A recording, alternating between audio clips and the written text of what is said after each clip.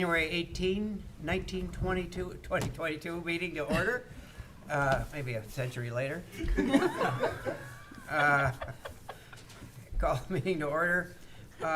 As many of you know, during the COVID, the Michigan legislature authorized members of boards and commissions to attend on electronically in order to have a quorum.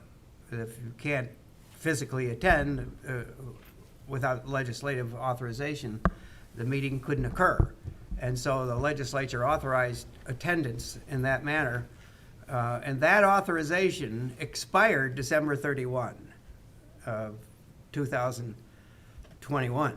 And so we have had meetings on WebEx, which allows two-way communication for all that period of time, and now we cannot have that with regard to members of boards and commissions. And so the question is, do we continue to have WebEx for the public? Certainly the public has the ability to connect with the meeting by YouTube, and they can access the meetings. And so taking into consideration the issue and of creating and setting up these meetings on WebEx, we're suggesting that we're going to discontinue WebEx at this point and go with the YouTube, and hopefully that is not going to inconvenience or create a problem for members of the public. Obviously, if it does create a problem, I'm sure we'll hear about it. But at this point, then we'll discontinue that arrangement until further notice. Okay, Pledge of Allegiance. I pledge allegiance to the flag of the United States of America and to the republic for which it stands, one nation, under God, indivisible, with liberty and justice for all. Roll call, please. Supervisor Fisher? Yes. Clerk Newbeck here. Treasurer Lochran? Here. Trustee Aliaga? Here. Trustee Brown?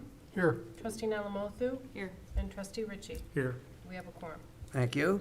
You have in front of you your agenda with tonight's business on it. Is there a desire to make additions or deletions, or a motion to approve? I'll move to approve the agenda as presented. Second?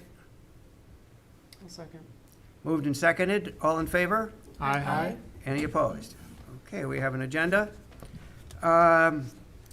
Board and public announcements. Are there any announcements? Gary? I'm just going to announce that the absentee ballots for the March 1st election are due to go out in the mail. The bulk, our initial bulk mailing will go out on Thursday afternoon. We're still taking in applications, of course, for absentee ballot, and ballots will be available over the counter as of Thursday as well. That's all I have. Thank you. And that's for the special election. Correct. Yeah, that the governor laid at your doorstep. She did, yes. Okay. Happy New Year. Yeah, Happy New Year. Public comment. People can make a comment for up to 5 minutes for anything that is not on the agenda. Yes, sir.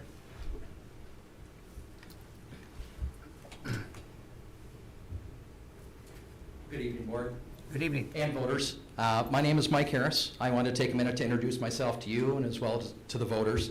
I am a candidate for state representative for the special election we just talked about. Obviously in the 43rd district that encompasses Waterford, Independence, Clarkston, as well as Lake Angeles. So I just wanted to put my contact information out to the voters in case anyone had any questions. You can find out more about us on electmikeharris.com. There's also an email link on there if anyone has any email questions.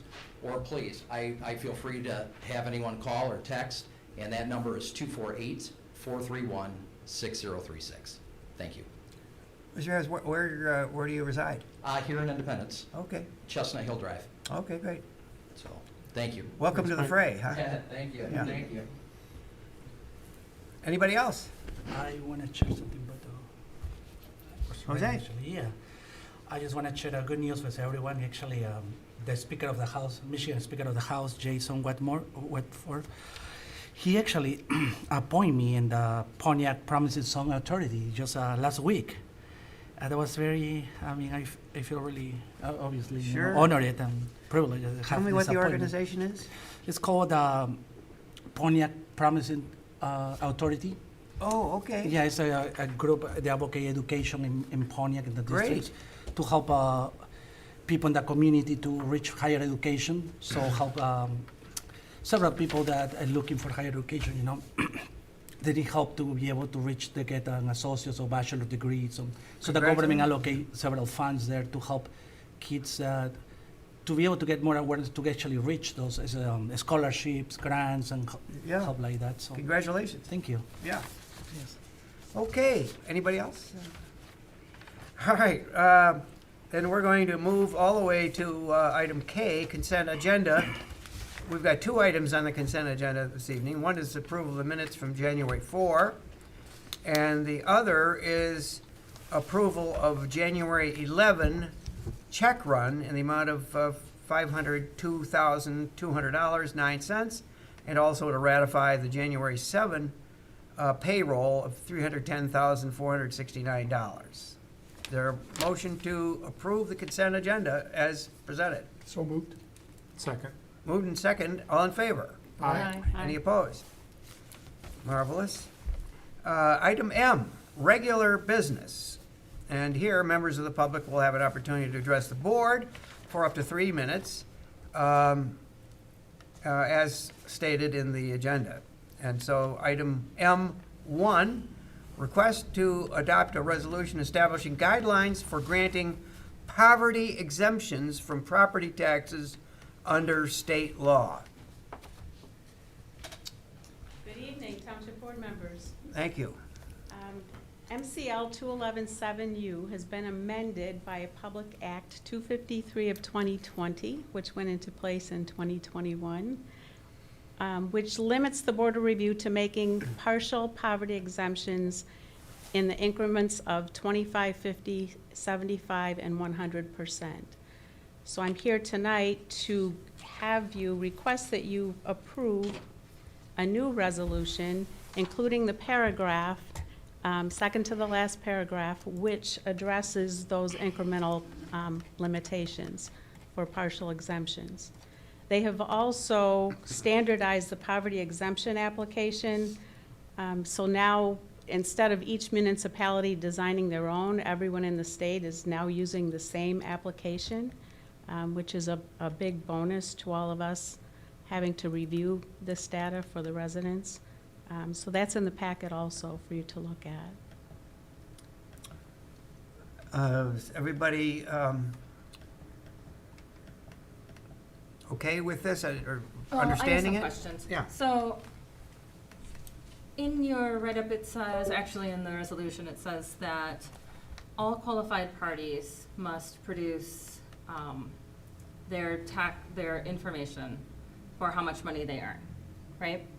So my concern with this is that if there is a child of the homeowner that has asked for the application, that child having a job, and by child I mean this could be somebody even over the age of 18, by that person having a job that could push them outside of the poverty exemption limits. And I feel like that's just perpetuating the issue. If you don't let the children have jobs and grow their career, I mean, for example, this person could have a paid internship. Is this something that the Board of Review would look at and say, okay, the child, the younger person, is not responsible for the mortgage, they're not responsible for the taxes paid. So just because their parents are in a tough situation right now, that doesn't mean that we should also put that child in that tough situation as well. How would this be addressed at the board? We're looking at household income of all legal adults residing within the home have to produce income information in order to qualify for a poverty exemption. The owner has to apply. They cannot own any other real estate in order to be granted the poverty exemption. But let's say you have a married couple residing in the home with the parents, that income is household income.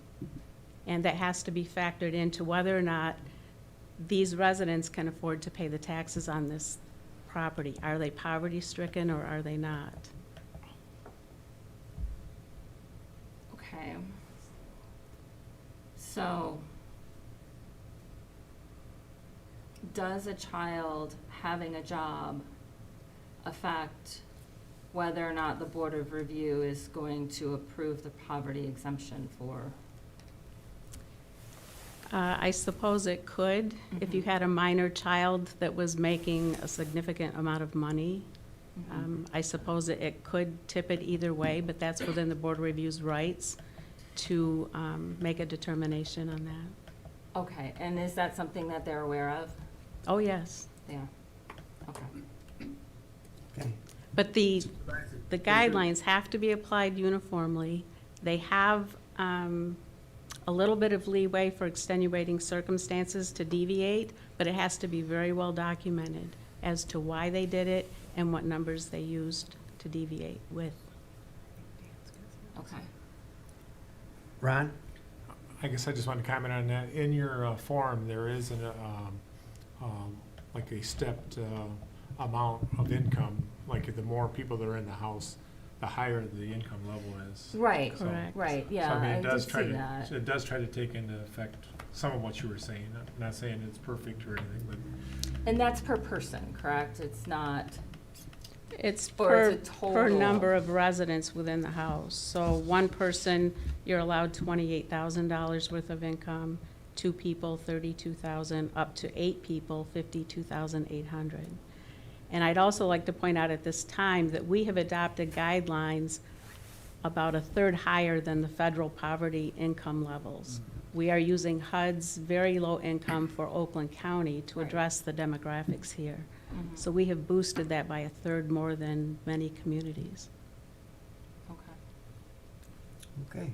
I just want to, one other question. Yeah. I have, can you just summarize quickly what, if the amounts changed from last year to this year? I guess that's always my thing. Yeah, are they changing the rate each year, or is it stayed the same? They do change, not by huge amounts. It might be $1,000, it might be $500 for each one of those allowances. So it did go up from, say, 27,000 to 28,000 this year. Right, or it may have Just been to use them. 27.5 to Right. 28. Okay, so Mhm. it does go up somewhat each year for inflation or whatever reason It that they does. see, right? So, okay. Yeah, okay, I would hate to see a child not be able to have a job because their parents are having a rough time. That just blows my mind that this is the way our legislation works. So, You know, the truth is that they try to address people that are taking advantage of the system and cover loopholes, and you just can't cover all the bases. There's always going to be a unique circumstance, and they do have some legal Exactly. realm to address So there is that. that opportunity. right, as long as the Board of Review is aware of that and will take that into consideration, I mean, We do everything we can to get people help, honestly. okay. Well, Dan, do you have anything okay. you want to contribute to this? No, other than the point made by Trustee Ritchie that the total number of people that live in the residence increases the amount for the very low income. Thanks, Dan. Other than- fine. Paul?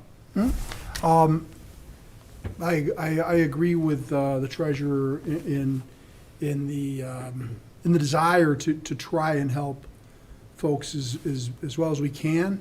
The trouble, of course, we run into, which I'm sure you have seen, is if we don't have a process in place that treats everyone equally, and we start being more subjective about it, now we're treating people wrong, because if we can't be the same with everyone, somebody's gonna get treated unfairly. And so we certainly have to rely on the legislature to try and put this thing together in a way that supports how we do it, and we have to follow that. And there's always gonna be someone who doesn't like it, but I think it's one of those things that's impossible for everyone to end up happy at the end. Sure. It is, So we and try to do the best we can and be fair and treat everyone the same, so. we really do bend over backwards to help people, to get, if they're qualified, to get the exemption. Also, should they go on to the tribunal, we have to prove that we had a uniform set of guidelines that were applied to everybody. Be nice if we had more ability, but that comes with its own problems too, so. It does. Yep. All right, is there a motion? Get back to it here. I'll move to adopt resolution number 2022 dash to be determined, establishing the guidelines for granting of poverty exemptions from property taxes pursuant to MCL 211.7U supersedes resolution number 2018-001 as presented. I'll second. Moved and seconded. Are any more discussion? Hearing none. All in favor? So roll call? A roll call. Thank you. Roll call, simple majority. Okay. Clerk Newbeck, yes. Treasurer Lockren? Yes. Trustee Aliaga? Yes. Trustee Brown? Yes. Trustee Alamothu? Yes. Trustee Ritchie? Yes. And Supervisor Fisher? Yes, the resolution carries. Oh, you were going to say that. That's okay, that's fine. You can say it. Sorry. Thank you. Thanks, Kim. Good luck with that. All right, the next item on the agenda is a request to award bid proposals, capital improvement, bond, administrative services, clean water state revolving fund. Good evening, everyone. As the board is aware, the Department of Public Works is seeking a low-interest, clean water state revolving fund loan from the state of Michigan to rehab some sewer lift stations. These stations were built in the 70s, and it's Hidden Lane, Majors, and Myers. These stations are going to be totally rehabbed to where we're going to get rid of the whole the need right now to go underground. Employees have to go down into a big tube that's about 30 feet deep. It just causes a lot of problems down there, and the stations are becoming quite labor intensive, and it's time. You know, they've done their duty for God and country, so it's time to give them a facelift and update. So part of the process with the state revolving loan fund is to go out for bond services, administrative services. So we need to get a financial advisor and legal counsel for bond services. So we put an RFP out for those services, and that RFP was out, and the bid opening was on January 6th. And then in your board packet, you can see we had 3 bid proposals for the registered municipal advisor, and we had 2 come in for bond legal counsel services. So in review of the bid packets that came in for each one of those services, the recommendations that we are making to the board tonight for approval is for Budzinski and Company for the registered municipal advisor, and for Dickinson Wright for the bond legal counsel services. We talked a little bit about the legal counsel services first. The 2 candidates that we received, or the 2 bids that we received, was for Miller Canfield and Dickinson Wright. You know, they are top-notch legal firms, no doubt about it. Their bid proposals A1, and they're great. And it's, you know, they kind of went a little bit, Dickinson Wright actually kind of went a little bit beyond the actual scope that we were looking for, and added some stuff in there that we also liked very much so. And it really boiled down to price on that one. So the bids that we received on there, so this way Dickinson Wright is our recommended legal counsel for these administrative services. On the municipal advisor side, we received 3. On this one, we are recommending that Budzinski and Company be the approved vendor for these services. You can see there's kind of a swing. There's a big swing in pricing there between the high and the low. I can get into some detail on why, and I believe the board's entitled to hear that for sure, is that the low bid provided a lot less detail on what we needed to see. There was too many unknowns on there as far as what the final cost for their services would be. And we weren't comfortable with that fact of going with that based on that alone. I can point out a couple of things that were on the township to provide, and what they weren't going to, what the other ones did provide, or Budzinski did provide. So the amount of the fee will be based on the total principal amount, and will be determined after the terms of the debt are finalized. You know, that is in their quote. To me, that's, I don't want to say it's an open check, but it's just, we don't know what the final price would be. You know, we were looking for, what are you going to charge us for these services? So that was the first thing that I red flagged immediately right there. There were some other things in there on the lower one, on the low bid, was some of the services that they will not provide that would be additional expenses on us, and which the other ones did provide. So that's the reasoning why we did not select those. The second highest one, there were some points on there too that they were not going to provide a final statement for us, which I thought was kind of odd. You know, for preparation of a final statement is not included in their bid. And also there were some reimbursements of out-of-pocket expenses that would be on us. What are those? It's not defined in what those could be in their bid proposal. We just not comfortable with that at all. Again, you know, we're looking for a solid number for the services provided. The bids, the RFP that went out, is a carbon copy virtually of one that we just did in 2018 for the North Sashaball Road project, which was a very tight spec RFP for these exact same services. Project and dollar amounts different. That was the only thing. So we weren't comfortable with recommending the second lowest bid on there. The highest bid, unfortunately, but provides the best bang for the buck, is Budzinski and Company is the one that we are recommending. They are providing a financial statement. They are not under any investigation or conflicts of interest with the SEC. There was disclosures in one of the bids that we did receive. I think there was 9 of them in there. So there, you know, it looks like, you know, or it appears that Budzinski was very thorough. They're very clean. We've done business with them before. That's not to say that that's why I'm recommending them tonight. It's just that their bid package was complete and it was thorough and it's a solid number, and we're actually getting a little bit more than they offered us that was in the RFP language.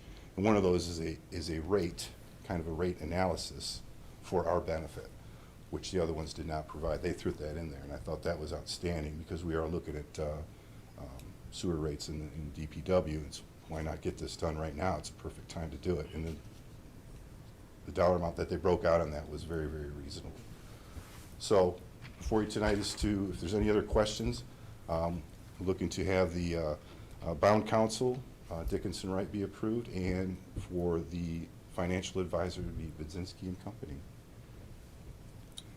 Carrie? I do have a question, Dave, on the bid tab worksheet Yes, for Benzinski. yes. It is missing, and I guess these were required, the detail on how and when the township would be invoiced, a sample invoice, which I can kind of take or leave that, but a statement of an intent to comply was not included, at least it's not indicated. That is the, let me find that real quick. And I see others, well, it looks like Baird and Company did supply both of those items. I think Northland Securities didn't supply the statement of intent to comply. How much weight are you putting in on that, and Well, all the bids that we received for that section, you know, they spelled out how they were going to invoice us. You know, it'll be after the, you know, when the bonds are done, they're closed, then we will receive an invoice for them. so that was included, it just wasn't marked on here? It was included. It was the statement, they did have it spelled out in their, Okay, it just how they were wasn't gonna a do it. separate- There wasn't a lot of weight on that. The meat was in what we asked for and the services they're gonna provide for this Clean Water State Revolving Fund. That's, you know, there's, working with the state, there's a lot of hoops you gotta jump through, and they've done plenty. And if you look at their reference sheet, you know, I wish it was bigger, but that's how they printed it. It's awfully small. They've done this many times. Not saying the other companies that, you know, submitted bids haven't done this at all, but Budzinski and Company has a pretty good track record. Did they do, though, the statement of intent to comply, and what is that specifically asking for? Like I said, I'm not as concerned about, if they Yeah. wanna get paid, they're gonna invoice us, but Right. with their intent to comply, comply with, Oh, there it is. That was, just wanna make sure we're not going to be sorry about that later, and that that's not something, it sounds more important than, And I believe it's in an opening in the scope. And assist the insurer in filing its annual qualifying statement and is required to prepare the application for prior approval of the Michigan Department of Treasury for their approval. I just took that as their statement to comply, is that they're going to comply with all the state requirements with the CWRF, which is run through the state treasury. okay, so then it's just not marked off on the tab, the bid tab, the worksheet? Okay, I apologize for that. that's okay. I just wanted to make sure that that's not something that we need to, like, pay closer attention to. That's all I have. Okay, anybody else? Paul? I had noticed that in Baird's, they actually had to disclose a conflict of interest because of their involvement in the securities side of the business. I don't know if anybody else caught that, but that means they got people that are involved both in helping communities administer this, and then on the other side, being the ones that sell the securities for it, not at the same time. But clearly, it must be a significant conflict of interest if they felt they were required, well, I think they're required under law to tell us that they could play both sides, but they are careful not to. And so I kind of didn't like that. For me, something like this, we don't do this sort of thing very often. It's a lot of money. And if we're paying a little extra to have, I mean, I think probably one of the top firms out there that does this, I think it's money well spent. Because again, we don't do it very often, and we certainly don't want to have any mistakes happen. I agree with you, Paul, So thank you.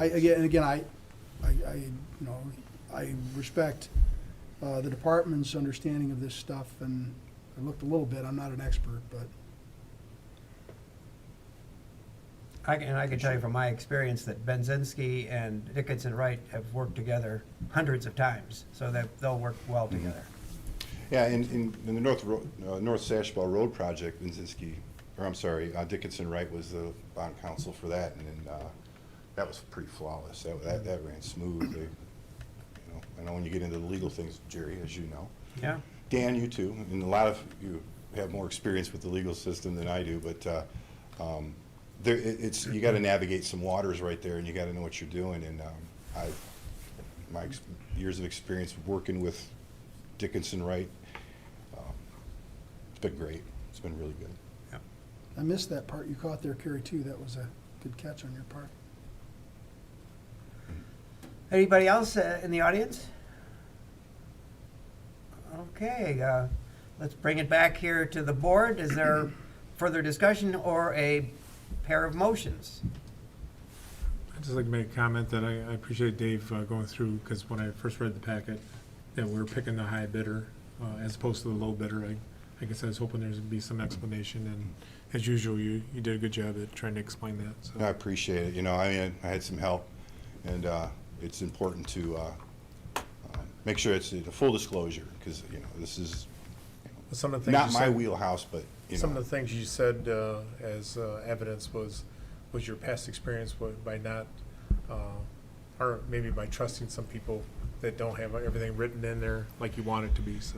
yeah, I know. I mean, the architect of the RFP, was pretty solid for that road project one. So I mean, I'm not going to reinvent the wheel on that. That was, went through our legal system or our legal counsel at the time and everything like that too. So that was easy.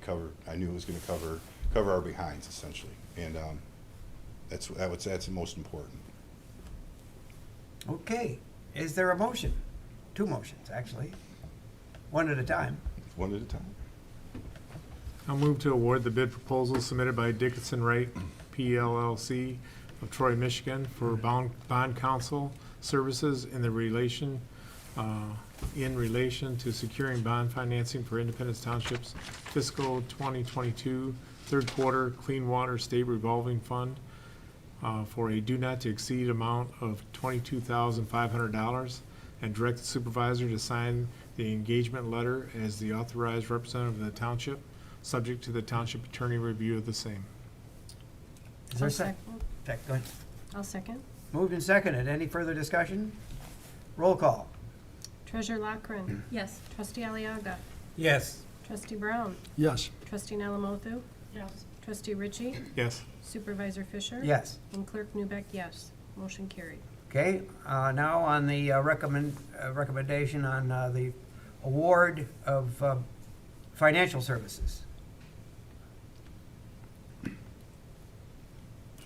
I'll move to award the bid proposal submitted by Budzinski and Company of Grosse Pointe, Michigan, for bond, financial, and administrative services, consultant in relation to Independence Township's fiscal 2022 third quarter Clean Water State Revolving Fund for a do not to exceed amount of $24,500, and direct the supervisor to sign the engagement letter as the authorized representative of the township, subject to the township attorney review of the same. I'll second. Moved and seconded. Any further discussion? Roll call. Trustee Aliaga, Yes. Trustee Brown, Yes. Trustee Alamothu, Yes. Trustee Ritchie, Yes. Supervisor Fisher. Yes? Clerk Newbeck, yes, and Treasurer Lockren. Yes. Motion carried. Okay. Thank you, appreciate it. Thanks for all your hard work. Hard And- work's and yet to come when they start digging. That applies to Kim as well. Thank you, Kim, for all your hard work. Thank you, appreciate it very much. Thanks, Dave. Communications, future agenda items, reports. We have a report, fiscal 2021 actual to budget comments for the period ending November 30, 2022. Any further board comments?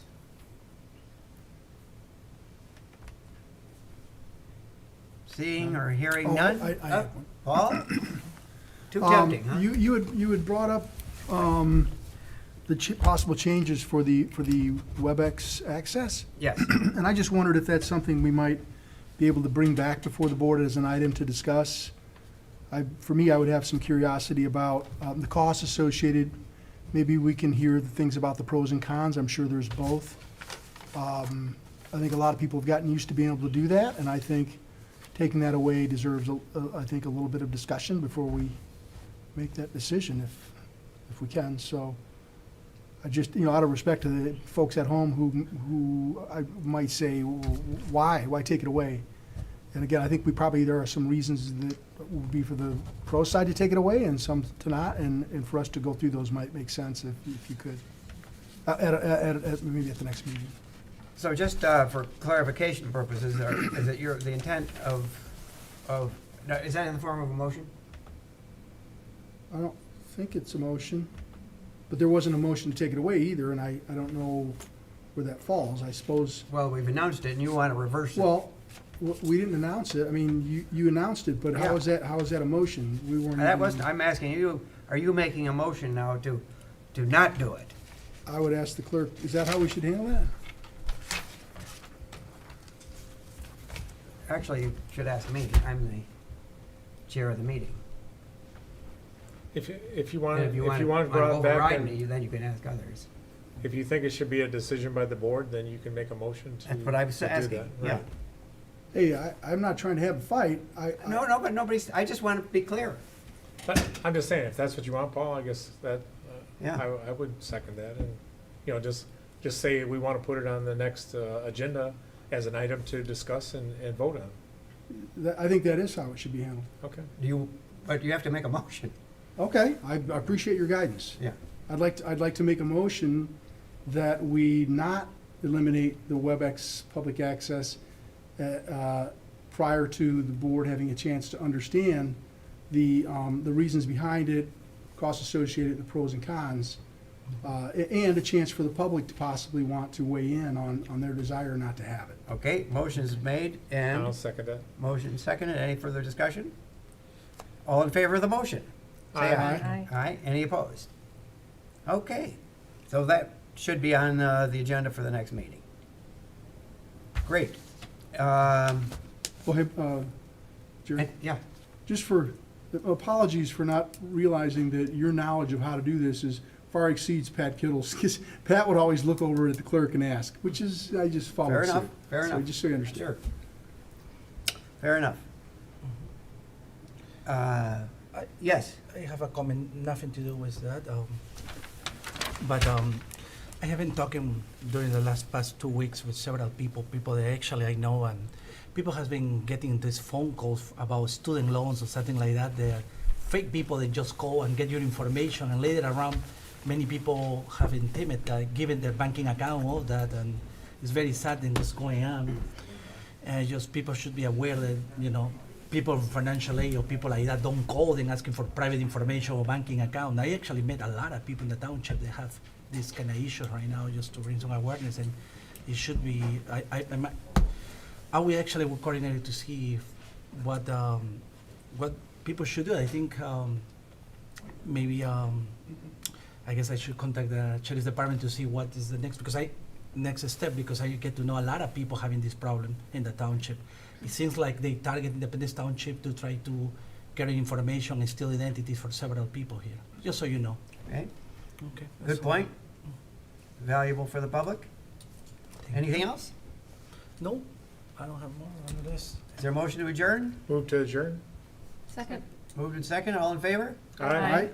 Meeting's adjourned. Thank you. Well, I'm sorry for the long.